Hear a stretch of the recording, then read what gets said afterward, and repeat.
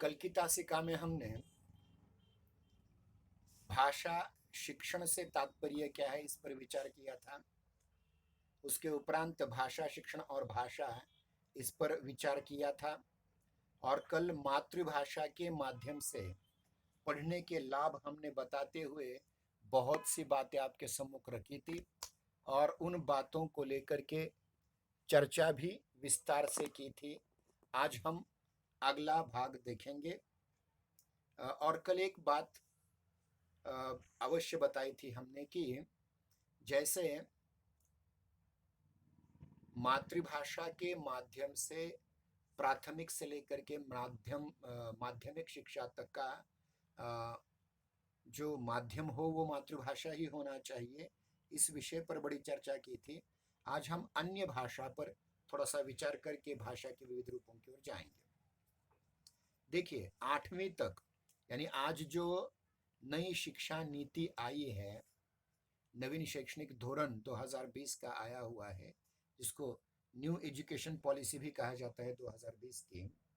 उसके अंतर्गत ये कहा गया है कि एकदम जिसे हम कहते हैं कि नर्सरी से लेकर के, यूं कहेंगे कि शिशु वाटिका से लेकर के 8वीं तक का शिक्षण जो होगा केवल और केवल अपनी मातृभाषा के माध्यम से ही होगा। और उसके बाद आप अन्य भाषाएं सीख सकते हैं, उसमें कोई हर्ज नहीं है अन्य भाषा सीखने में। इसका मनोवैज्ञानिक कारण यह भी बताया गया है कि ज्ञान विज्ञान के विविध क्षेत्रों में वांछित जानकारी प्राप्त करने का हमारा एकमात्र साधन वैसे मातृभाषा रहता है, होनी चाहिए। लेकिन कभी कभी वो होता नहीं, ये बात भी अलग है, क्योंकि विलासराव देशमुख जी के कार्यकाल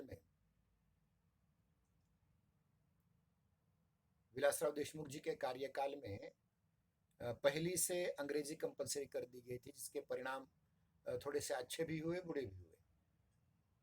तो देखिए कि आज हम अन्य भाषा को समझने का प्रयास करेंगे। ध्यान रखिए, शिक्षा के संदर्भ में द्वितीय भाषा, अन्य भाषा अलग अलग प्रकार की होती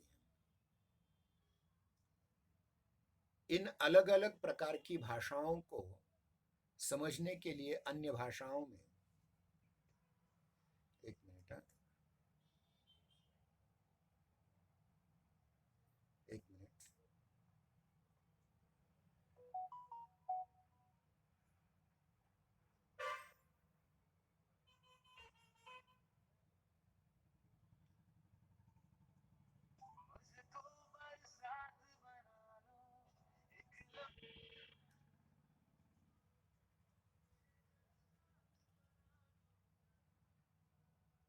तो देखिए अन्य भाषा के संदर्भ में सोडला कशाला मध्येच,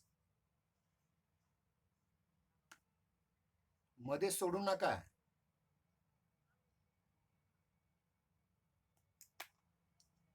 तो शिक्षा के संदर्भ में अन्य भाषाओं का महत्व भी है, भले ही वो मातृभाषा इतना न हो, लेकिन अन्य विषयों की जानकारी के लिए, अन्य साइंस टेक्नोलॉजी या अन्य विषयों की जानकारी के लिए हमें एकदा जॉईन झाल्यानंतर मध्ये सोडू नका। आलं का लक्षात?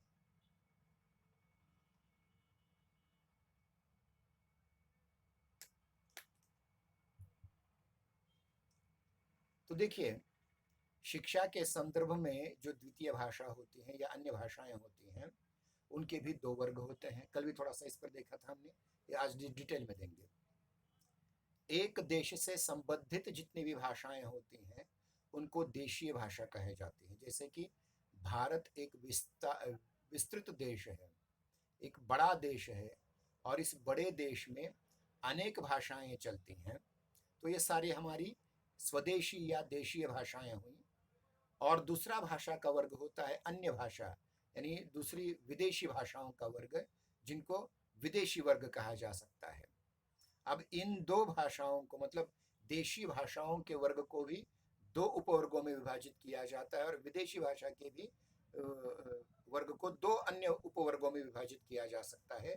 और वे हैं समस्रोतीय देशी भाषा, विषम स्रोतीय देशी भाषा, समस्रोतीय विदेशी भाषा और विषम स्रोतीय विदेशी भाषा। तो इस प्रकार से अलग अलग अलग अलग ये चार अन्य भाषा के प्रकार होते हैं। मैं फिर से कह रहा हूँ, समस्रोतीय देशी भाषा, विषम स्रोतीय देशी भाषा, समस्रोतीय विदेशी भाषा और विषम स्रोतीय विदेशी भाषा। संपूर्ण विश्व की भाषाओं को कुछ परिवारों में विभक्त किया गया है और इसमें सबसे महत्वपूर्ण परिवार है भारोपीय परिवार, जिसको भारतीय ईरानी या भारतीय आर्य परिवार भी कहा जाता है, जिसके अंतर्गत वैदिक संस्कृत, संस्लौकिक संस्कृत, पाली, प्राकृत, अर्धमागधी, अपभ्रंश भाषाएं और आज की सारी भाषाएं हैं मराठी, हिंदी, गुजराती, उड़िया, असमिया, बंगाली, पंजाबी, कश्मीरी वगैरह वगैरह। लेकिन भारत की ही कुछ अन्य भाषाएं हैं जो आर्य भाषा परिवार में नहीं आते हैं। उनमें द्रविड़ की भाषाएं जो हैं, दक्षिण भारत की भाषाएं जो हैं, द्रविड़ भाषाएं जो हैं, जिनमें 5 भाषाएं महत्वपूर्ण हैं। ये भाषाएं हैं कन्नड़, तमिल, तेलुगु, मलयालम और तुलु। इसमें से तुलु में उतना ज्यादा साहित्य नहीं लिखा गया है, ये बोली भाषा तक सीमित है, लेकिन बहुत महत्वपूर्ण भाषा है। तो दक्षिण की भाषाओं में भी हम इस प्रकार से साहित्य की चर्चा कर सकते हैं। अन्य भाषा के रूप में हम, जैसे हमारी मातृभाषा मराठी है, हम द्वितीय भाषा के रूप में, अन्य भाषा के रूप में हिंदी ले सकते हैं, गुजराती ले सकते हैं, असमिया ले सकते हैं, बंगाली ले सकते हैं, उड़िया ले सकते हैं, पंजाबी ले सकते हैं, कश्मीरी ले सकते हैं, डोगरी ले सकते हैं, कुलुई ले सकते हैं, चंबाई ले सकते हैं। ये छोटी छोटी भाषाएं हैं जो आर्य भाषा परिवार से हैं। और अगर आपको विषम स्रोतीय देशीय भाषाओं को लेना है तो आप कन्नड़, तमिल, तेलुगु, मलयालम, तुलु, इन 5 भाषाओं को, जो दक्षिण के द्रविड़ परिवार की भाषाएं, इसको भी ले सकते हैं। अगर आप चीनी तिब्बती परिवार की भाषाएं लेना चाहें तो वो भी अलग होते हैं।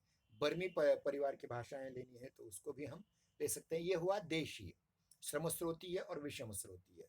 उसके उपरांत जो अन्य भाषाएं हैं, विदेशी भाषाएं हैं, इन विदेशी भाषाओं में भी समस्रोतीय भाषाएं हैं। कौन कौन सी हैं? जो आर्य परिवार की हैं वो अंग्रेजी है, इटालियन जिसको लैटिन कहा जाता है वो भी है, ग्रीस की भाषा है, ग्रीक भाषा है, फ्रेंच भाषा है, जर्मन भाषा है, रूसी भाषा है, फारसी भाषा है, अरबी भाषा, ये सारे आर्य परिवार की भाषाएं हैं। और अन्य परिवार की भाषाओं में चीनी तिब्बती परिवार की जो मंडेरियन भाषा है या बर्मी भाषा है, जापानी भाषा है, कोरियन है भाषा, ऑस्ट्रेलियाई पपुआ गिनिया की भाषाएं हैं, अमेरिका की जो रेड इंडियन लोगों की भाषाएं हैं, उन भाषाओं को भी आप अन्य भाषा के रूप में पढ़ सकते हैं, देख सकते हैं, उनका अध्ययन कर सकते हैं अन्य भाषाओं के रूप में। वो विषम स्रोतीय विदेशी भाषाएं हैं। और समस्रोतीय विदेशी भाषाओं में अरबी, फारसी, तुर्की, अंग्रेजी, इटालियन, फ्रेंच, जर्मन, रूसी इत्यादि आर्य परिवार की भाषाएं आ जाती हैं। तो इस आधार पर आप द्वितीय भाषा के तौर पर या अन्य भाषा के तौर पर 4 प्रकार की भाषाएं ले सकते हैं। फिर से कह रहा हूँ, समस्रोतीय देशीय भाषाएं, विषम स्रोतीय देशीय भाषाएं, समस्रोतीय विदेशी भाषाएं और विषम स्रोतीय विदेशी भाषाएं, इन सब का भी आप अध्ययन कर सकते हैं। उदाहरण के रूप में मैं फिर से कहता हूँ, मराठी भाषी या हिंदी भाषी व्यक्ति के लिए आर्य परिवार की समस्त भाषाएं समस्रोतीय हैं, क्योंकि वे इन सभी भाषाओं का जन्म संस्कृत से हुआ है, वैदिक संस्कृत से हुआ है। कन्नड़, तेलुगु, मलयालम, तमिल और तुलु भाषाएं विषम स्रोतीय द्रविड़ स्रोत की देशी भाषाएं हैं। समस्रोतीय भाषाओं में भाषाई घटकों की दृष्टि से समानता हो सकती है। भिन्न स्रोतीय भाषाओं में स्रोत की दृष्टि की भिन्नता से के कारण भाषाई घटकों की में भिन्नता की संभावना भी अधिक होती है। विदेशी भाषा दूसरे देश की भाषा है, इसमें भी समस्रोतीय तथा भिन्न स्रोतीय भाषाएं होती हैं। भाषा शिक्षण में मातृभाषा पहला स्रोत भाषा का है, फिर दूसरा समस्रोतीय द्वितीय भाषा देशीय, फिर विषम स्रोतीय भाषा देशीय, फिर समस्रोतीय विदेशी भाषा और विषम स्रोतीय विदेशी भाषा, इस प्रकार के अनेक भाषाएं हमें आनी चाहिए, सीखनी चाहिए। आप जानते हैं मनुष्य जितनी ज्यादा भाषाएं सीखेगा उतना ही उसकी ज्ञान राशि का संचय अधिक होता जाएगा और वह अधिक अनुभव संपन्न हो जाएगा। इसलिए आप भले ही मातृभाषा में आपकी प्राथमिक माध्यमिक शिक्षा अर्जित करें, उसके उपरांत आप अन्य भाषाओं को भी सीखने का अधिकतर प्रयास करें। आपकी मातृभाषा मराठी है, लेकिन इस समय आप द्वितीय भाषा के रूप में हिंदी पढ़ रहे हैं, ये इसके लिए आपने स्वयं चुनी है भाषा, मातृभाषा को छोड़कर द्वितीय भाषा के रूप में, इसलिए आपका अभिनंदन। अब चलते हैं हम भाषा के विविध रूपों की ओर। भाषा के रूप कैसे आए, किस प्रकार से भाषाएं अलग हुई और भाषा के कौन कौन से रूप हमारे सामने प्रकट होते हैं, इन सब को लेकर के अब हम चर्चा करेंगे। तो देखिए, जो आदि मानव था, पहला मानव था या प्राचीन काल का मानव था, वह अपने विचारों को, अपने भावों को शारीरिक संकेतों के माध्यम से प्रकट करता था। जैसे पानी पीना है तो आज भी हम देखते हैं, या खाना खाना है तो, या फिर कुछ और चाहिए तो आप उस प्रकार का संकेत करके मंगवा सकते हैं। तो ध्यान रखिए कि आदि मानव की जो विचार बोध की भाषा थी, यानी आदि मानव ने अपने विचार बोध के लिए जिस भाषा का प्रयोग किया था उसको हम देह भाषा कहते हैं, उसको हम शारीरिक भाषा कहते हैं, उसको हम बॉडी लैंग्वेज कहते हैं। इसमें सिर, आंख, हाथ, पैर, भ्रूभंग, नाक सिकोड़ना, मुंह बनाना, इस प्रकार से हम अपने भाव प्रकट करते थे उस जमाने में। आज भी इनका प्रयोग होता है लेकिन बहुत कम, क्योंकि हमारे पास मौखिक भाषा का बहुत बड़ा भंडार बाद में निर्माण हुआ और इसके माध्यम से आज हम लिखित भाषा के रूप में, मौखिक भाषा के रूप में हजारों भाषाओं का प्रयोग करते हैं। इसलिए हमें बॉडी लैंग्वेज का उतना ज्यादा प्रयोग नहीं करना पड़ता, हालांकि ये सहज रूप से हो जाता है, सहज रूप से अपने आप हो जाता है। देखिए, मतलब सिर, आंख, हाथ, पैर इत्यादि से संकेत करने के उपरांत धीरे धीरे कुछ आदि मानव ने हमारे कुछ ऐसे भी प्रयोग किए होंगे जिसमें ध्वनि का प्रयोग किया होगा। पहले चिल्लाया होगा, चीखा होगा डर के मारे, या फिर किसी को बुलाने के लिए जोर से कोई ध्वनि विशिष्ट की होगी, और इसी ध्वनि प्रतीकों का जो प्रयोग आरंभ में उसने किया, उससे भाषा का क्रमशः विकास होता गया। ध्वनि प्रतीकों के रूप में आविष्कृत भाषा को वाचिक भाषा या मौखिक भाषा कह सकते हैं। मतलब जिन ध्वनि प्रतीकों का प्रयोग हमारे पूर्वज किया करते थे, धीरे धीरे उन ध्वनि प्रतीकों का भी विकास होता गया और उन विकासों के माध्यम से विचार की भाषा या वाचिक भाषा या मौखिक भाषा का निर्माण हुआ। ध्वनि प्रतीकों के रूप में वाचिक भाषा आ गई। आरंभ में मानव भाषा में आंगिक संकेत थे, अधिक थे, वाचिक कम। अब धीरे धीरे धीरे वाचिक संकेत ज्यादा बढ़ते गए और आंगिक या कायिक या शारीरिक संकेत कम होते गए। और ध्वनि प्रतीक जो थे, वाचिक रूप जो थे, वह बढ़ते गए, इतने बढ़ते गए कि इनके अलग अलग भाषाएं भी रची गई, बन गई। भाषा का प्रयोग मनुष्य अपने सामूहिक अथवा सामाजिक जीवन में ही करता है। व्यक्तिगत रूप में वह भाषा का प्रयोग नहीं करता। वो अपने आप से जो पूछता है वो विचार होते हैं, और विचारों का प्रकटीकरण भाषा के द्वारा होता है। जब वो स्वगत बोलता है, अपने आप से बोलता है, जिसका मोनोलॉग जब होता है, वह विचारों के माध्यम से होता है। लेकिन वही अगर वह डायलॉग के रूप में, संवाद के रूप में बाहर आ जाए तो भाषा होती है।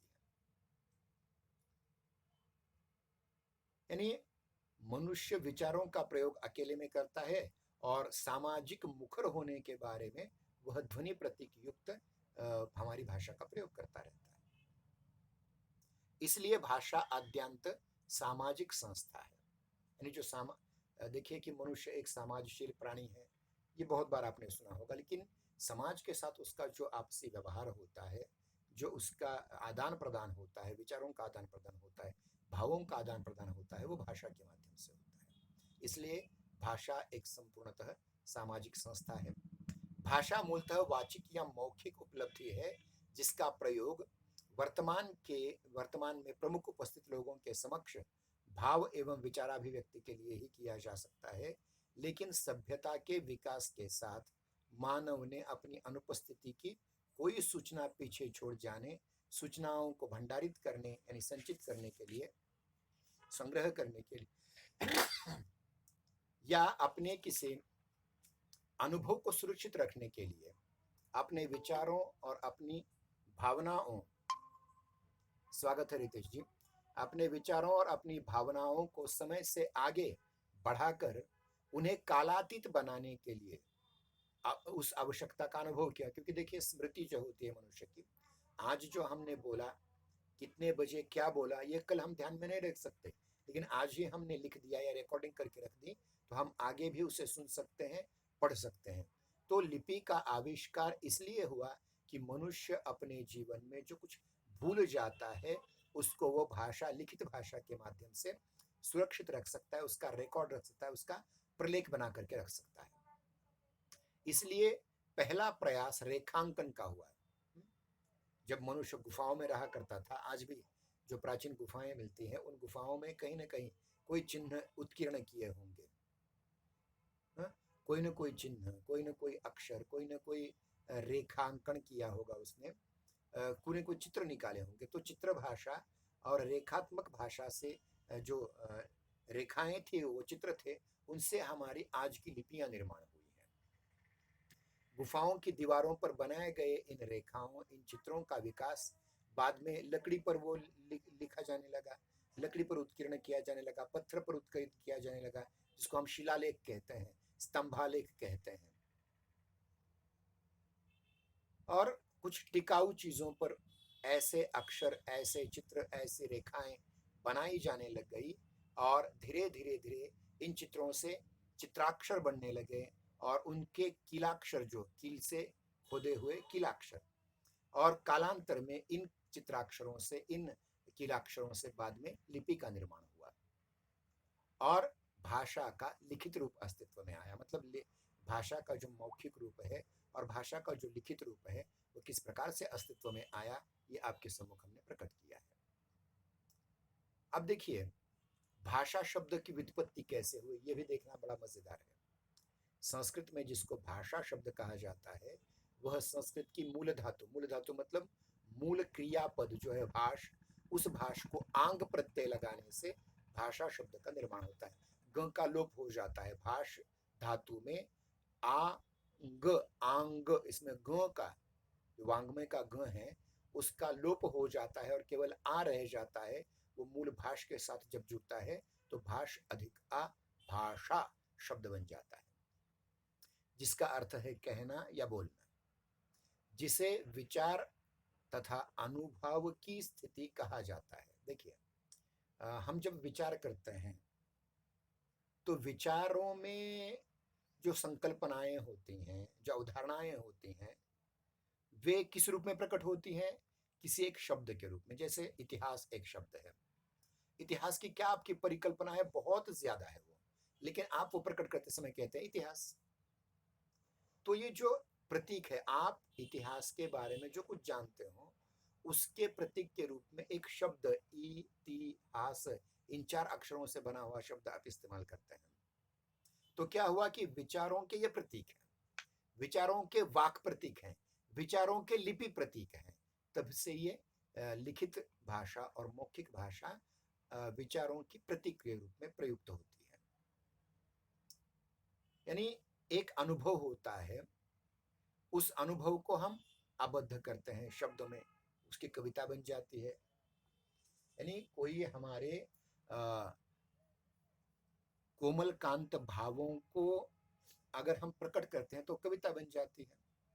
तो इस प्रकार से जब हम कुछ न कुछ प्रकट करने लग जाते हैं, कुछ न कुछ लिखने लग जाते हैं, कुछ न कुछ बोलने लग जाते हैं, तो अपने आप भाषा के मौखिक और लिखित रूपों का निर्धारण होता जाता है।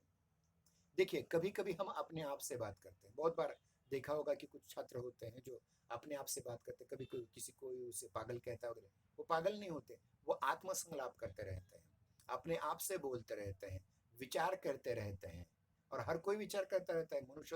मनुष्य तो विचार करने वाला प्राणी है, मनुष्य तो मननशील प्राणी है। मनुष्य की व्याख्या ही ये की जाती है ना, मत्वा कर्माणि सिद्ध्यति मनुष्य है।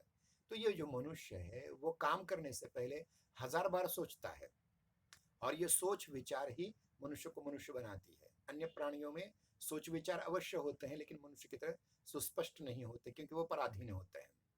मनुष्य स्वाधीन है, विचार करने में भी, बोलने में भी, और कार्य करने में भी। मतलब जब हम जो विचार करते हैं उसके आधार पर कुछ वक्तव्य देते हैं, और उस वक्तव्य के आधार पर कोई कृति करते हैं। विचार या भाव जब वाणी का रूप धारण करते हैं तो वो मौखिक भाषा बनती है, और वो चित्र का रूप धारण कर लेती है तो वो लिखित भाषा बन जाती है। और जब वो कार्य हमारे द्वारा होता है तो हम बोले तैसा चाले त्याची वंदावे पाऊले, इस प्रकार से संत व्यक्ति बन जाते हैं। प्लेटो जो ग्रीस के प्राचीन आचार्य हैं, सोक्रेटिस के शिष्य हैं और एरिस्टोटल के गुरु हैं, उन्होंने कहा कि विचार आत्मा की मूक या अध्वन्यात्मक बातचीत है। क्या है? विचार आत्मा की मूक या अध्वन्यात्मक बातचीत है, पर वही जब ध्वन्यात्मक होकर ओठों पर आ जाती है, होठों पर आ जाती है, तो उसे भाषा का नाम देते हैं। मतलब विचार अध्वन्यात्मक बातचीत है और भाषा ध्वन्यात्मक विचार है, इतना ही फर्क है। इस संदर्भ में भाषा शास्त्रियों द्वारा की गई भाषा क्या है?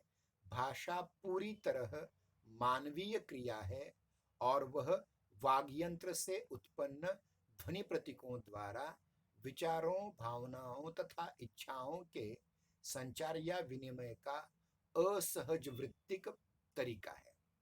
क्या है भाषा की व्याख्या? क्या है? देखिए, भाषा पूरी तरह मानवीय क्रिया है, और वह वाग्यंत्र, वाणी का यंत्र जो है कंठ, वाग्यंत्र से उत्पन्न ध्वनि प्रतीकों द्वारा विचारों, भावनाओं और इच्छाओं के संचार या विनिमय का असहज वृत्तिक तरीका है, भाग है, पद्धति है। भाषा मनुष्य के उच्चारण अवयवों द्वारा उच्चारित यादृच्छिक ध्वनि प्रतीकों की व्यवस्था है, जिसके द्वारा एक समाज के लोग परस्पर सहयोग संवाद करते हैं। फिर से एक नई व्याख्या मैं दे रहा हूं, ध्यान रखिए। भाषा मनुष्य के उच्चारण अवयवों, नाभि से लेकर के जिह्वा तक, होठों तक, उच्चारण अवयवों द्वारा उच्चरित यादृच्छिक, यादृच्छिक मतलब जैसी इच्छा प्रयोग करने वाले की हो उसकी तरह, यादृच्छिक ध्वनि प्रतीकों की व्यवस्था है, जिसके द्वारा एक समाज के लोग परस्पर सहयोग करते हैं।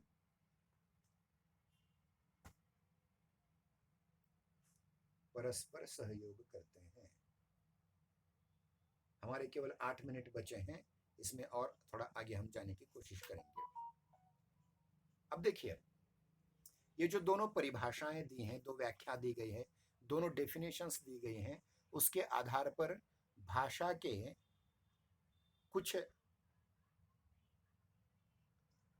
लक्षण हम कह सकते हैं। 9 लक्षण आपके सम्मुख प्रस्तुत कर रहे हैं इन बचे हुए 5 मिनटों में। एक पहला लक्षण है, भाषा की सत्ता मूलतः मानसिक होती है। कौन सी होती है? मानसिक। 2, वह ध्वनि प्रतीकों के रूप में मूर्त अथवा व्यक्त रूप प्राप्त करती है। मतलब मानसिक वह अव्यक्त विचार है, और वही विचार जब व्यक्त हो जाते हैं तो वह ध्वनि प्रतीकों का रूप धारण कर लेते हैं। जैसे क, ख, ड़, ह, ये जो ध्वनि प्रतीक हैं, इनका रूप वो धारण कर लेते हैं। मतलब विचार ही ध्वनि बन जाते हैं। विचार जब ध्वनि से जुड़ जाते हैं तो भाषा बनती है, और भाषा में से अगर ध्वनियां निकाल दी जाएंगी तो हम उसे विचार कहेंगे।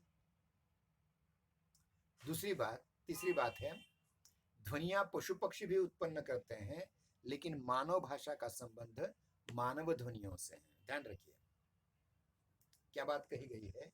बात यह कही गई यहाँ की मनुष्य जैसी ध्वनियाँ अन्य प्राणी भी उत्पन्न कर सकते, जैसे मोर का केकार होता है, कौवे की काँव काँव होती हैं, चिड़िया की चहचहाट होती है, हाथी का सिंघाड़ होता है, और सिंह की गर्जना होती है।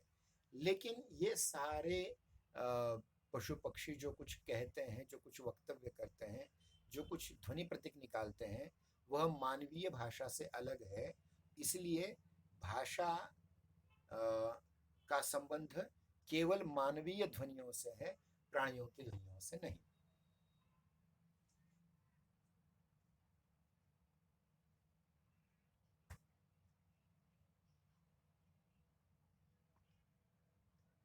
तीसरी बात, चौथी बात, भाषा वक्ता के विचार को श्रोता तक पहुंचाती है, अर्थात उससे विचार विनिमय होता है।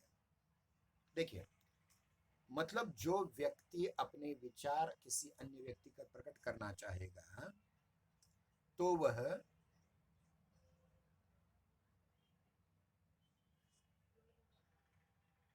ध्वनि प्रतीकों का प्रयोग करेगा, और यही ध्वनि प्रतीक मतलब भावों को, विचारों को भाषा में ढालने वाले जो ध्वनि प्रतीक हैं, उनके द्वारा विचारों का विनिमय होता है। उसके उपरांत भाषा वक्ता के विचार, ये तो हो गए। पांचवी पांचवी विशेषता है, भाषा मानवीय उच्चारण अवयवों से निश्रित ध्वनि समष्टि है। मतलब देखिए, हमारे नाभि के मूल से लेकर के कानों तक, ये हमारी जो सिस्टम है, उसके माध्यम से हम ध्वनि उच्चारण कर सकते हैं, जिसमें हमारे स्वर तंत्रियों का, हमारी श्वास तंत्रियों का, स्वर तंत्रियों का, मुख का, दांत का, जीभ का, होंठ का, मूर्धा का, ये सब प्रयोग होता रहता है। इसलिए यह भाषा जिसको हम कहते हैं, वो मानवीय उच्चारण अवयवों से निकली हुई ध्वनि की समष्टि है, ध्वनि का समुदाय है। फिर उसके उपरांत यह ध्वनि समष्टि जो है, वह सहज, मतलब भूख लगने पर, प्यास लगने पर, काम वासना या फिर भय आदि वृत्ति के उद्रेक के साथ अनायास निकल पड़ती है। मतलब मेरे मन में जो भाव आया, मुझे जो चाहिए, मैं अपने आप उसको शाब्दिक रूप दे दूंगा, भाषिक रूप दे दूंगा, और वो चीज मांग लूंगा या वो चीज अपने लिए प्रयुक्त करूंगा। और सर्वत्र सदा समान नहीं होती। मतलब भाषा कभी कभी हमारा कंठावरोध हो जाता है, हम बोलना तो बहुत चाहते हैं लेकिन बोल नहीं पाते, कभी कभी आंसू बह निकलते हैं भावुक ज्यादा होने पर। मतलब रशिया की जो यूं कहेंगे कि जिस प्रकार से मनुष्य के हर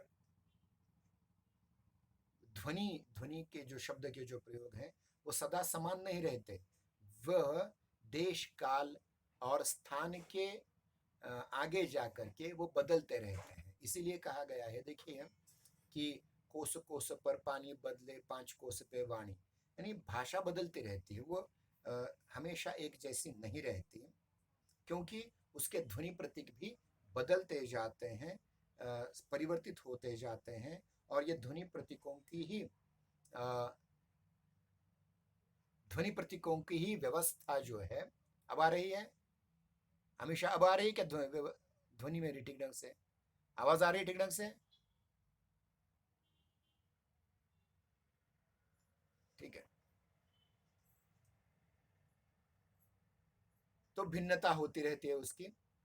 और ये जो ध्वनि प्रतीक हैं, समष्टि के ध्वनि प्रतीक जो शब्द हैं, वो यादृच्छिक होते हैं, मतलब वक्ता के बोलने की इच्छा पर अवलंबित होते हैं, क्योंकि एक ही अर्थ के अनेक शब्द उसके पास होते हैं, उसका सटीक अर्थ का प्रयोग वो करता है। जैसे माँ कहना है, तो माँ की जगह वो जननी कह सकता है, माता कह सकता है, अम्मा कह सकता है, आई कह सकता है, बेबे कह सकता है, किसी भी शब्द का वो प्रयोग अपनी इच्छा के अनुसार करेगा। एक ही अर्थ के अनेक शब्दों में से किसी एक शब्द का वो अपनी इच्छा के अनुसार, देश काल अनुसार प्रयोग कर सकता है। लेकिन यह माना भी गया है कि यह अर्थ आरोपित होता है उस शब्द पर, शब्द का और अर्थ का कोई संबंध नहीं है, बस उस शब्द में उस अर्थ का आरोप किया जाता है और उस अर्थ में उस शब्द को आरोपित किया जाता है। किसी शब्द का किसी वस्तु से सीधा संबंध नहीं है। जैसे आप देखिए, ये एक वस्तु है, ये कंघी है, कंघी शब्द और इस चीज का कोई संबंध नहीं है।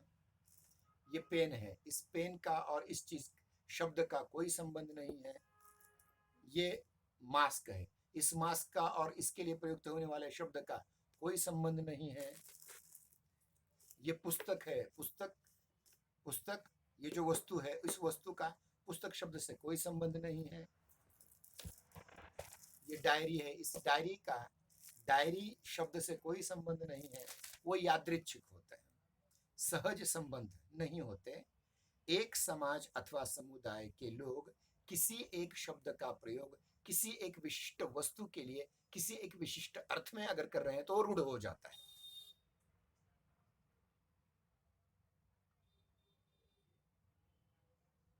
वो प्रतीक बन जाता है। 8वीं विशेषता है, एक भाषा एक समाज अथवा समुदाय में बोली जाती है और वही समझी जाती है। बोली भी जाती है और उसी में समझी भी जाती है। 9वीं विशेषता, भाषा मूलतः वाचिक और मौखिक उपलब्धि है।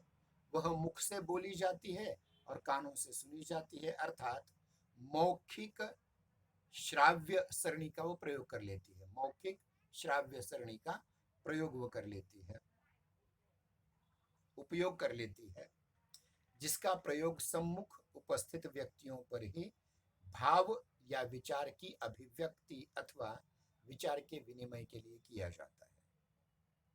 तो आज हमारा समय समाप्त होते आया है, आज यहीं ठहरेंगे। इसकी YouTube लिंक थोड़ी देर बाद आपके ग्रुप पर जो आज ज्वाइन नहीं हुए उनके लिए भेजी जाएगी। तब तक के लिए धन्यवाद।